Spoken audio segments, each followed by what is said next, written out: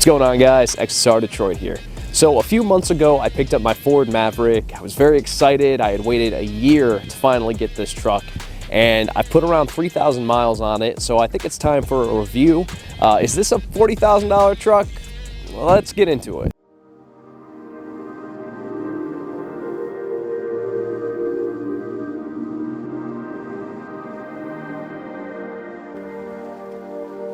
Starting out with the exterior of the truck, I think it looks great. It's a good looking little truck. I find myself looking back at it when I'm walking into work or just going anywhere, really. I'm glad I went with this hot pepper red. It just like pops in the sun. Depending on, you know, what kind of lighting it's in, it can kind of shift colors a little bit. Sometimes it looks more orange than red, but overall, I'm really glad I went with this color, particularly with the black appearance package. I think it just really sets it off. I see a lot of Mavericks in like the cactus gray and area 51, and I like those colors, but I see so many Mavericks that are that color that it's become synonymous with Mavericks, you know? So to have this really nice bright red, I think it looks cool. It gives it a more sporty look for sure. The main attraction of the Maverick is, of course, the bed. It's 4 feet 4 inches with the tailgate up and 6 feet with the tailgate down. I found it pretty useful. I can fit 2 10-foot kayaks in the back. I've been able to load my bicycles up there.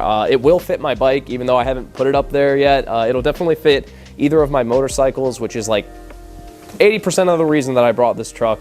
I did get the bed Linexed. When I had the stock paint in the bed, I put one of my kayaks in just to see how it fit, and I scratched the shit out of the bed. Like, the paint in the bed is very thin, and I always planned on getting it Linexed, so I really wasn't upset about it, but that's something to consider when you're buying these trucks. The paint is kind of an issue. The Linex I felt was a better option than a drop-in liner. I guess it really depends on what you want to do with your truck.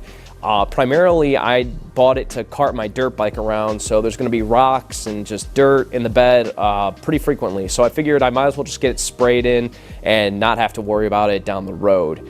I believe there's 10 tie downs in the bed with the Lariat package, which is awesome. Very, very useful. Anything I've had to strap down in the bed, I've had pretty much countless options as far as how I wanted to strap them, so it makes transporting things very easy. I already have friends asking me to do truck favors. I've moved a few grills, picked up some wood. It feels kind of cool to actually be able to help somebody out like that with the truck. It's so nice to have the utility of that, especially for me coming from a lifetime of driving cars. One thing I find very useful is this little cubby in here. I use it to store my kayak straps, but there's quite a bit of room in here. I could put a lot more stuff. But I see people doing like power panels. There's a lot of flexibility when it comes to this cubby. I'm just going to use it for storage. I figure since I have the inverter on the other side of the truck, I don't really need a power supply or anything back here just yet. That might change in the future depending on what I do with it, but it's very useful. I like that a lot. Another perk of the Lariat pack is you get a full-size house plug inverter in the back, 400 watts. I haven't used it yet, but I think this will come in handy next year for camping. Really cool to have. We also have some lighting here that you can turn on and off, which also turns on the third brake light at the top of the truck, so that's pretty nice. I feel like the lighting is adequate. I do see a lot of people adding like LED strips and everything to the truck, and that's something I might look into in the future. I think it's fine. It's bright enough for the most part. I decided to add the tow package to the Maverick, and I think no matter whatever your use is, even if you don't tow anything, I think you should add this to your Maverick if you're ordering one or if you're shopping for one. It's a no-brainer. For $750, you get the tow hitch, you get a 7-pin and a 4-pin connector, upgraded cooling system. I think it has a lower final drive than the standard all-wheel drive Mavericks, and it doubles the towing capacity. So your standard towing capacity is going to be around 2,000 pounds. And with the tow package, it doubles it to 4,000. So for me, this is perfect. My wife and I have been looking into kind of like ultralight camping trailers and everything. So weight is definitely a factor. You know, 4,000 pounds is a good amount, especially for a truck of this size. It's not going to be heavy duty, but for someone like me and my wife, it's the perfect setup. Probably a little bit more than we really need, but I think no matter what, you should get this because for 750 bucks, it's a steal. And if you can't really add it on after the fact, you can't add the better cooling, all this stuff, the final drive. And even if you could, it wouldn't be $750. So even if you're not going to use it, I think you should get it, because when it comes time to sell the truck, it's such an attractive option to people. It's just a nice thing that you can say, hey, it's got the tow package. You don't have to worry about going to U-Haul or, you know, doing an aftermarket hitch. It's already ready to go. It's just kind of a steal as far as these Mavericks go. One package that I added to my Maverick that you definitely don't need but looks really cool is the black appearance package. So that gets you the blacked out headlights and the grille portion up front, some black wheels, black handles, blacked out interior portions, which we'll get into a little bit later, and the blacked out Ford emblems. And it just looks awesome. It's $1,600.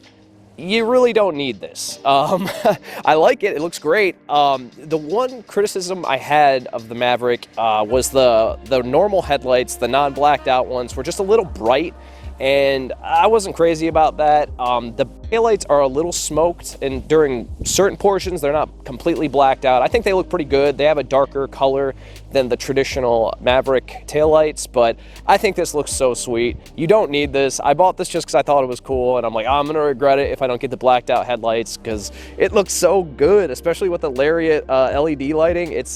To me, you don't need this. $1,600. You're not getting any value for this. It doesn't add anything. You get black painted wheels, which honestly they look okay. They look fine. I wish they were gloss, but they aren't. So yeah, you do not need this package. I just think it's really sweet. One thing I really like about the Maverick is they come with tint from factory. The back doors and the back glass are around 20%, which is pretty dark actually. I like it a lot. I had the tint done on the front windows. My tint guy recommended I go 15% just due to the light coming in from the windshield, and I decided to go with that, and it looks perfect. It looks great. I don't know about tint laws where you're from. I mean, I live outside Detroit. I've had tinted windows for over a decade. I've only gotten pulled over like twice for it. It is what it is if it happens, because I'm not driving around without window tint. One of the features that I use all the time on my Maverick is this locking number pad. It is so awesome. You know, I'm very active outdoors, you know, bicycling, kayaking, camping, backpacking. It is so convenient that I can just lock my keys in my car, come back later, put in a code, and get in. These are places that I go to, places where if I lost my keys, they're gone. So I don't want to bring them with me on these adventures. And I gotta say, I use this thing all the time. It's illuminated, which is nice at nighttime. And these are hard buttons instead of like the capacitive touch ones, which are kind of whatever. They're physical, tactile buttons that feel great. This is one of my favorite features of the Maverick. You also have this power window, which I use all the time. It is so nice to just pop that open and let the air circulate through the truck, even on cold days, just to get a little breeze in there. I really like it. On the XLs and XLTs, that is a manual window that you'll have to open up. So just the fact that I can sit in my driver's seat and open it without, you know, having to open it before I go driving is pretty nice. Let's take a look at the interior of the Maverick. It's very spacious in here. A lot of my buddies are over 6 foot, and all of them have mentioned how roomy it is for them, which is excellent. I did a road trip with a couple buddies, and we were all sort of rotating out of the back seat, and there was room for everybody. So that's something I definitely appreciate. The Maverick actually has more interior room than the Ranger, so that's something to consider if you're a bigger person or if you've got a family. It's pretty roomy in here. But yeah, so the seats are good. They're comfortable enough. I don't find them to be anything special. They're fine. They're good. I will say that the I don't want to say leather. It's not leather. It's a synthetic material, but these seats don't really breathe well in summer. I noticed that my back was getting kind of sweaty. I just feel like I can't breathe in the seats. That probably isn't an issue on the cloth models, but this material, there's just no perforation or anything to really give you any room to breathe. So I did notice that even when I had the AC on, I would kind of have to like lean forward and kind of disconnect myself from the seat a little bit. But other than that, the seats are comfortable, and of course with the Lariat package, they are heated and they get very toasty, especially now that the temperatures are dropping. I use them every day and I really appreciate them. The center console is deep. This thing is a cavern. You could fit a lot of stuff in this thing. What I did is I bought this kind of like spacer thing that lets me organize myself a little better, because I really don't have anything.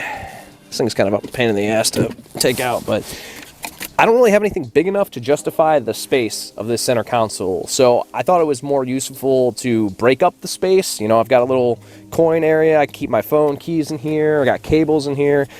This thing I bought from Amazon for like 20 bucks, pretty cool. But even if you don't get that, this thing is enormous. And for some people, that space is going to be excellent. For me, I just don't really utilize it, but it's big. I mean, it's better to have more and not use it than need more and not have it. So not bad. The center console is topped with the same synthetic leather as the seats. I bought this cover just because I have a tendency to like kind of lean on my center console, and I want to keep it nice over the years. So I bought this cheap, even faker leather cover here. I mean, it's black. It pretty much matches, and I don't have to worry about messing up my center console. So that's another cheap modification you can do to keep your interior nice. Let's talk about the infotainment real quick on the Maverick. So with the Lariat package, you get Sync 3, and Sync 3 is, so far in my experience, okay. Some people say it's buggy, and I do have to agree with them, which is definitely annoying, especially for the cost of this vehicle. And this is the luxury trim package, and it's just, I don't know, it's buggy on occasion. It's not so bad where it's like a daily annoyance. It's only happened a few times, but sometimes the Bluetooth just cuts out. It can be a bit annoying, but it does have Android Auto, not wireless, it's wired. You have to plug in down here. You've got a USB-C and a traditional USB-A port to plug into. I like using the C because, of course, USB-C is generally better. As far as Android Auto, when I plug it in, it pretty much works. So I prefer Android Auto over Sync 3. I've tried using Sync 3's navigation a few times, and it's okay. It's not as good as like Google Maps or Waze, so I don't really utilize it. But for day-to-day, I'm only really using the Bluetooth audio portion. I don't even plug my phone into the truck. I put in a fast charger in the cigarette lighter down here, so I can get a better charge. And, you know, if I'm just going to work, I don't need navigation. I just want to listen to a podcast or some music, you know. So day to day, I don't even really use Android Auto. This cubby. So the thing with the cubby is, allegedly, they were going to put a bigger screen here, which makes sense, but they didn't. So now you have all this space, and I can't find a use for it myself. I've seen people put like 3D printed grids so they can mount like cell phone mounts. I'm probably not going to do that. I don't know what to do with that. I tried putting cables in, but they just kind of flop out. I don't know. Maybe down the line I will find a use for it. I don't mind that it has a 10-inch display. I just wish they would have just centered, like just move it over a little and center it a little better. I did put a anti-glare screen protector on the screen, which definitely seems to help, and that's a cheap modification you can do. That's definitely nice. As far as like using the infotainment, it's fine. It handles fine. The touchscreen, very responsive, very crisp looking. I gotta say, they've come a long way in the recent years, so definitely nice. I definitely like that. I also like how the vents are set up, because you can blow air towards the back, so the passengers in the rear actually get the heat or AC. You know, it doesn't have any climate control in the center console, but it's nice that the back passengers can still get that air circulating. Very, very nice. As far as the climate controls, I love that they're actual buttons. There's this fad of making climate controls done through the touchscreen, and I think it's ridiculous. And I think it's actually kind of unsafe, because a touchscreen will never have the tactile feel of pressing a button. You know, if I'm driving, you know, and I want to like turn the heat up, I have to go through a menu, turn this up. That's not how it is on the Maverick. You have actual buttons and knobs, which I appreciate. I think that's awesome. Another cool thing that I want to mention before I move on is you can actually turn the infotainment screen off completely. So if you're driving at night and maybe it's bothering you, or maybe you would like to return to a time where not every vehicle had a giant touch screen in it, you can just turn it off, and it's just nice. I like the vibe of it. It's kind of cool. But yeah, everything down here is very easy to reach. I already have the muscle memory, so I don't have to look away from when I'm driving to do what I want to do. As far as like Lariat features, you've got the heated seats, the heated mirrors, heated steering wheel. The passenger in the front also gets heated seats. Like I mentioned before, the heated seats are toasty. Very, very nice. The heated steering wheel, again, something that I thought that I didn't need and now I can't live without. I use it every morning now, which is so awesome. The heated mirrors are a nice touch. It hasn't gotten that cold yet to where I would really need them, but I noticed that when I remote start my truck, they turn on automatically, which is like a really nice touch. Overall, I like it. The AC is freezing cold. The heat is very toasty, but I do have one complaint. So it does have an auto feature, and I found that it's kind of inconsistent. Sometimes when I would get out of work, I would turn it on and it would automatically go to AC. And this is in the summertime, so yeah, I want the AC, but it wouldn't turn the temperature down that much. Like the temperature would be set higher than the temperature that it is outside, so I would have to adjust the AC anyway. So it's like kind of annoying sometimes. I don't know. With the heat, it seems to react a little better. And sometimes it works perfectly fine, but I'd say it's kind of inconsistent. And that's a bit of a complaint. But man, the blower motor, as far as circulating air in this thing, is strong. I generally don't go over the halfway mark because I usually don't have to. But it's very, very strong. One thing I don't want to forget to mention is the sound system. The sound system is by B&O, and I think it's great personally. I'm not like a huge audiophile or anything. You know, people say that the stock sound system on like the XLs and XLT Mavericks is pretty bad. The B&O system, I enjoy it. It sounds good to me. Most of the stuff I listen to is like podcasts or just like, it's usually people talking. So I'm not really looking for the highest fidelity audio. But when I do listen to music, it sounds great to me. It's the best sound system I've ever had. If you're, you know, more into like the sound setups, you might want to add an amplifier or a sub. I've seen a couple people add like 10-inch subwoofers and everything. Probably not going to bother with that. I am completely happy with the sound system as it is. It sounds good to me. What seems to be a point of contention for a lot of people is this dial shifter. Now, I've seen these pop up more in cars, particularly Fords, over the last couple years. And personally, it hasn't been that much of an adjustment. My last car was a manual transmission, so the fact that I don't even have a clutch anymore is a bit of a mind freak kind of thing, but I personally do not have an issue. I got used to this pretty quickly. I really can't complain about it. The cup holders can hold really big cups, like big gulps and stuff, which I appreciate, and they're actually spaced out enough where like stuff isn't touching each other, which I think is cool. We've got a cubby down here. Not sure what I would put in that. Sometimes I put my phone in there. Cubby here, I don't know. It's space. It's extra space. There's tons of space in this truck is what I'm trying to say.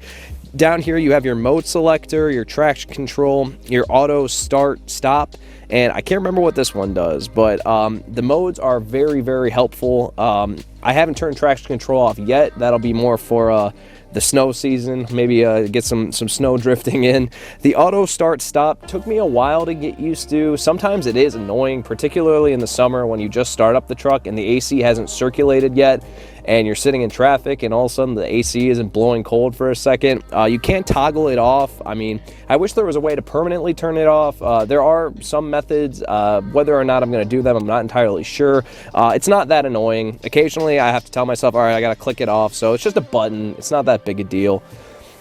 Inside here, you've got a spot to put your phone, which is where I usually put it when I plug in for Android Auto or if I plug it into charge. There's a wireless charger here, which I don't use. It feels kind of like a gimmick. Wireless charging is cool if you're charging like something overnight on your bedstand, but for like day-to-day use, it's just not fast enough. The glove box is a pretty good size. You can fit a decent amount of stuff in here. I try to keep my truck pretty tidy, so I don't really like putting a lot of crap in the glove box, so I pretty much stripped it down to the essentials. My wife's charge cord, a Bluetooth speaker that I bring out on my adventures and stuff, but there's a good amount of space in here. Let's talk about the back seat for a minute. Right now, I've got my seat set to where I normally sit, and my knees aren't touching the seat. I'm around 5'8", so your mileage may vary on that. One thing I grabbed right away was a cheap seat cover. I got this off Amazon for 30 bucks. It's more designed for pets and stuff, but the thing is I mostly use my back seat as like a trunk. So I didn't want to mess up the seats by just chucking stuff in here. So a cheap seat cover. It's not the most, it's not the best looking one, but hey, for 30 bucks, it's not bad. But yeah, very spacious back here. In the doors, there's some storage for water bottles. I keep my umbrella back here. We've got a full-size house inverter just like the bed, which is super nice. And we have a standard USB-A and USB-C charge port, which is really, really helpful. This 3D printed mounting system, something Ford implemented, I think is really, really cool. I think what I'm going to do back here is put a trash bin or something. I think that'd be nice to have, but it just slots in here. But the options for this little thing are pretty much endless. There is a lot of things you can slide in here, which I think is just like a really cool thing to have in a truck. It's very modern to look at something like 3D printing, which is blown up over the last couple years, and saying like, hey, this is a thing people do, add stuff to your truck. I think that was a really forward thinking sort of move from Ford, but overall very cool. There's storage in the backs of the seats, which is just nice. I don't really use it, but it's cool to have for sure. One thing I have found very useful is the under seat storage. It is a lot of space underneath here. It's such a good way to utilize this space. I keep stuff like jumper cables, some ratchet straps, my ice scraper. It's just a really good use of the space. I mean, you could fit so much stuff in here. I really can't wait to go camping and load this whole thing up with gear and equipment that normally I would just have to store somewhere else in the truck. You actually get to use the space underneath the truck. This is one of my favorite features. Like I said, I really keep my daily stuff in here, but I have loaded this up for like road trips and stuff. It is awesome. I really love this feature. My Maverick Lariat also has the luxury package, and this is where we're getting into, is this truck worth 40 grand territory? So let's talk about all of these features that came with this truck at the top tier.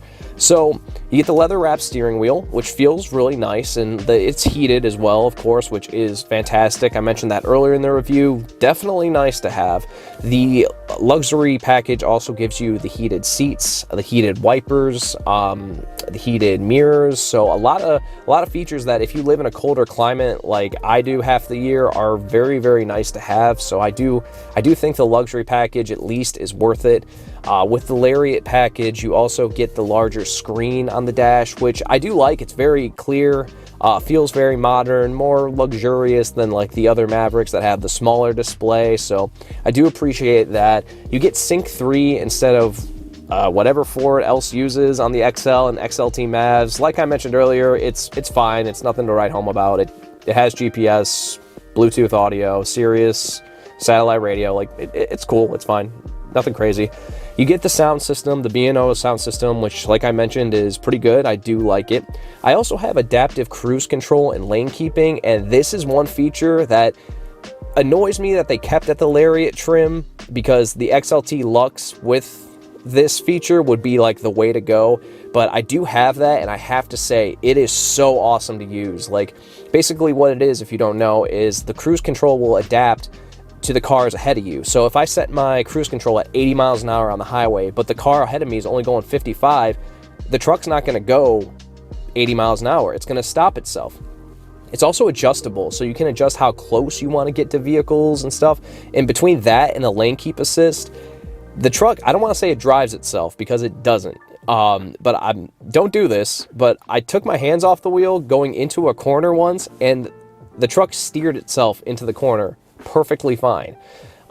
If you take your hands off the steering wheel for a little bit, it will warn you that you need to put your hands back on the steering wheel. I've seen people that I'm not going to mention their names override this by putting an ankle weight on their steering wheel, which lets the truck drive itself. I didn't do that, but I know somebody who did, and it works. So I think it's very funny that you can bypass the whole thing like that. You really shouldn't do that. Don't do that, by the way.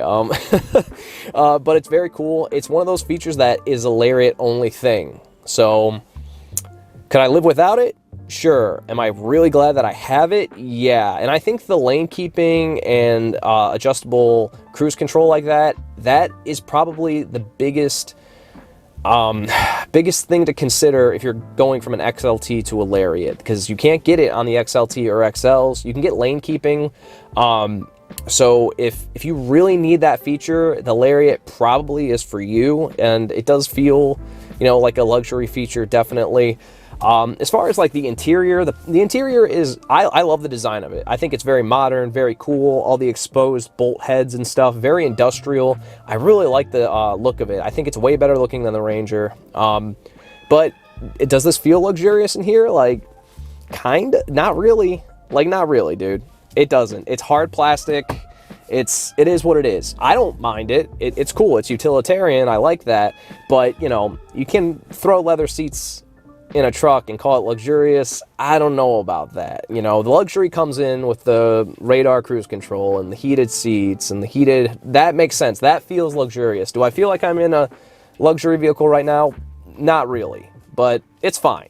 Let's talk about drivability for a little bit. So the Maverick is basically an Escape, a Ford Escape, an SUV, small SUV, which is part of the C2 platform, which shared a platform with the Ford Focus. My last car was a Focus ST, and one thing that I was really excited about was staying within that that ecosystem, because my Focus ST generally was very reliable. It was fun to drive. You know, that 2-liter EcoBoost is the same engine that's in this Maverick, so I knew that it would be enough power for me for a daily. You know, I don't really need a fast car or truck. You know, I have a sport bike that goes faster than most things on the road, so I'm not really looking for speed. I was looking for utility.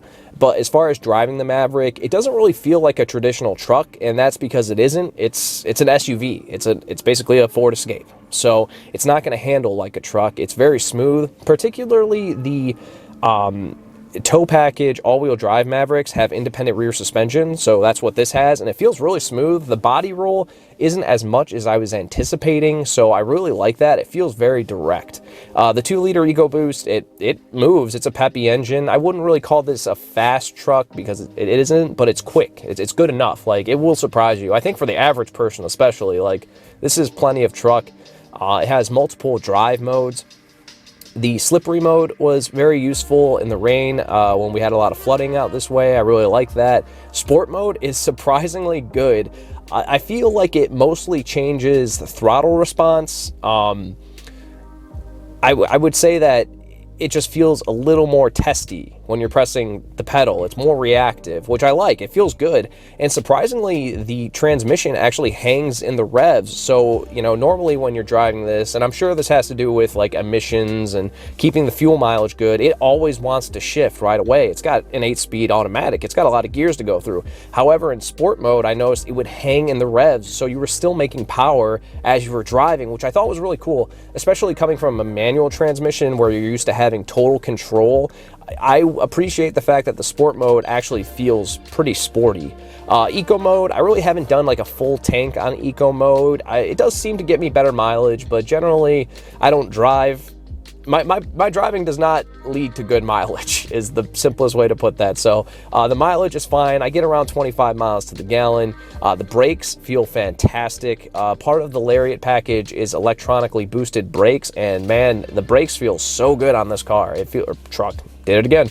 It feels awesome. It basically feels very, very good. I think this is a really approachable vehicle to drive too. It has a low floor pan, so when you get into it, there's plenty of room for your feet. Something kind of weird I noticed, and other people have mentioned, is that I felt like my foot was kind of slipping off the gas pedal, and I had to kind of get used to where I was putting my foot on the pedal. Kind of weird, but I've heard other people complain about it too. It just took me like a week to get used to, but it is something I kind of noticed. But overall, the handling, it's a fun truck to drive every day. It doesn't feel like a truck. Parking is amazing in this. It's not big, you know. It's really not that much larger than an average SUV, so parking it is extremely easy. Overall, very enjoyable truck to drive around. It's fun to drive around. So when the Maverick debuted, it came out at $20,000 for the most basic model. And this is a $40,000 Maverick. So is it really worth it to add $20,000 onto the truck? It's hard to say. For me, I think it is. My last car I had for a decade, so I don't really buy and sell cars that often. And when I spec'd out this Maverick, I was thinking that I wanted to kind of future-proof it because I intended on keeping it for a long time, and I think I will. So I wanted to make sure I got all the features that I really, really wanted. As far as bumping up to the Lariat package, I think the adaptive cruise control is the biggest game changer as far as that goes. Having the inverters is nice, but that's something you can add after the fact. Having the, you know, electronic window is definitely a perk of the Lariat package, but the adaptive cruise control is the main attraction. I think the perfect middle ground is the XLT with the luxury package.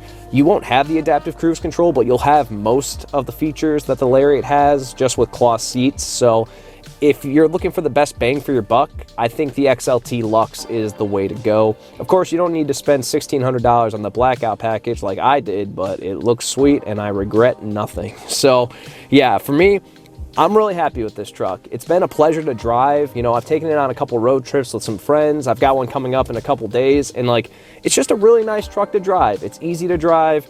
It's easy to park. I just really like being in the truck. I love driving it too, you know, the peppy 2-liter EcoBoost, you know, it's fun. Like, I like it. And it's just nice to sit in a truck where you've got these not real leather, but leather seats. It feels nice, you know, every morning getting in, I remote start the truck up and everything is warm. My heated steering wheel's on, my heated seats are on, and I'm just comfortable. It just makes going into work a little bit easier, a little, you know, little luxuries for the daily. I do appreciate that a lot. Overall, I'm really happy with it. I can't wait to do more with it too, taking on adventures. That was the whole point of buying this truck. There's a lot of fun to be had in the future with this, and I can't wait to put miles on it and make memories with it. You know, it's going to be a lot of fun. So overall, I'm really happy with it. You probably shouldn't get the Lariat just because the XLT Lux is the way to go. I'm just being honest. I just think that's the way to go. I didn't do that, and I don't regret it. I got the extra features, and it's super nice to have. So whether this truck is worth $40,000 is really up to the person that's going to be buying it. So I can say for myself that I'm pretty happy. But thank you for watching as always. I've got a lot of Maverick content coming out soon, so stay tuned, and I'll see you in the next one.